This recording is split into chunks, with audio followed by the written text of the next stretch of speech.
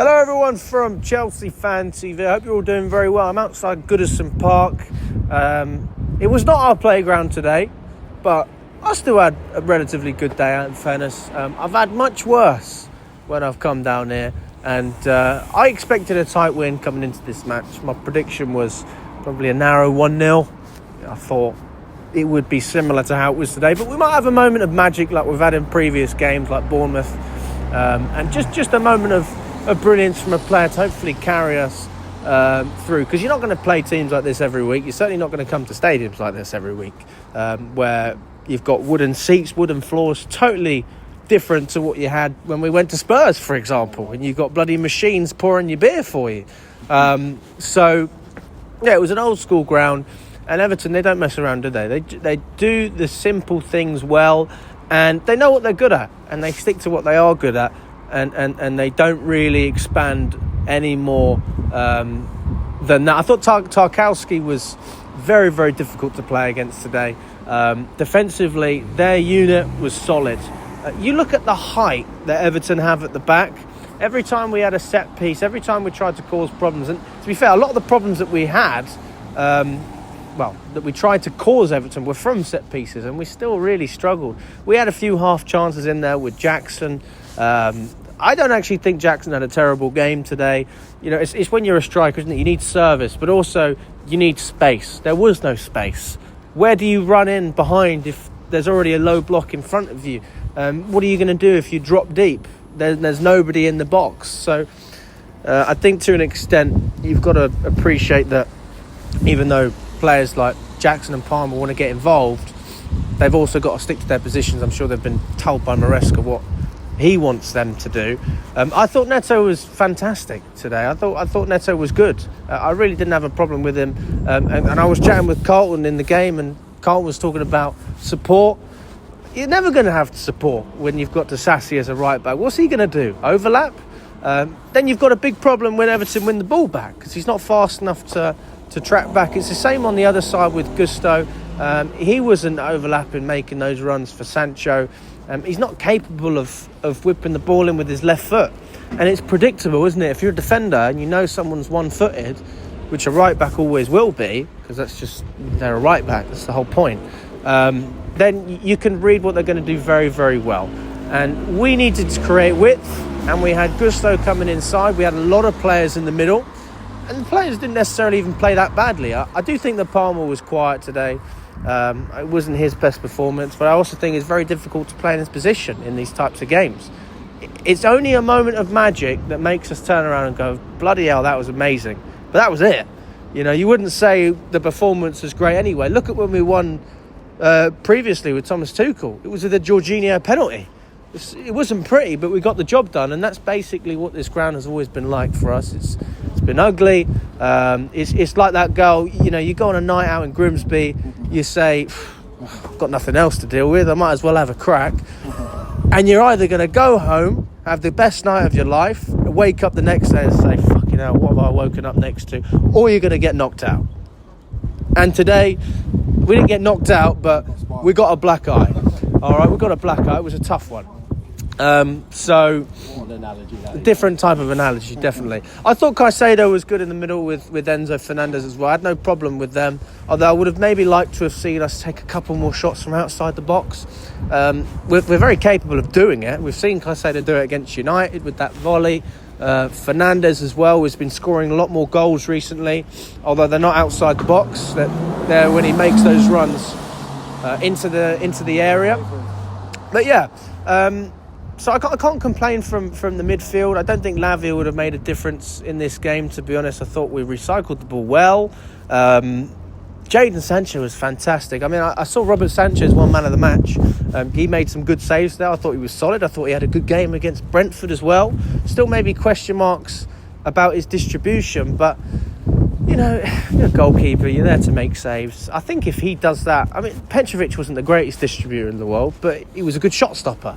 That's why we like Petrovic, because we know we can count on him. So if I feel the same way about Robert Sanchez after a match, then like fair play to you, my friend. And that's 2 good games in a row. But as we said on the podcast, can you play well as a goalkeeper for 10 games, and then we'll actually have a real conversation about keeping you in the squad because it can't be one good game, 3 bad ones, 2 good games, 1 bad one. We need to see a little bit of stability from the goalkeeper, because if you don't have stability from the keeper, you're not going to have any stability from the defence, and that cycle trickles down. I thought that Sancho, if I wasn't giving man of the match to Sanchez, I mean, he got the official one from the Premier League, I'd probably give it to Sancho, to be honest with you. I think that he was fantastic on that left side, and we were giving the ball to him for a reason. There's a reason we were playing on that left side, is because he was the player that was making us tick. If you want to open up a team, sometimes you've got players who will dribble at you. Sometimes you have players who find the pass. We got a player who can do both. He has both of those qualities. Now, he does lack pace, I'll give him that, but he makes up for it with his technical ability. And that is what makes Sancho such an amazing prospect. At 25 million, whatever we're going to pay for him, that has got to be the bargain of the season in world football. Forget the Premier League, world football. This is a player that has the utmost potential. And it's like any players, you know, you've got certain players out there in football, I can't really think off the top of my head. If you put them in a shit team, they probably look shit. But if you put them in a good team, then they look bloody good. Maybe Phil Foden's a good example of that. I don't think Phil Foden would play very well unless he had good players around him and a good system. I think Sancho is a little bit similar. You give him the environment and he will flourish. I'm trying to think if there's anything else I've missed. I thought Tosin was pretty good today. I was happy with Tosin. Colwell as well. I mean, they were getting stuck in. I didn't really have any issues with the defence. Again, we got a clean sheet, so I think if I did have an issue, it would be a bit strange, considering we've struggled for clean sheets in a lot of these games. We've had to outscore teams. So the fact that we can come here and get a point, not everybody says it's a point game. Some people do. Some people think it's 2 dropped. I just think it's a fair point. It's a fair point. It's a good point. And it is a point game if Liverpool drop points. So we don't know what the score is yet. Obviously, when this video comes out, that might be different.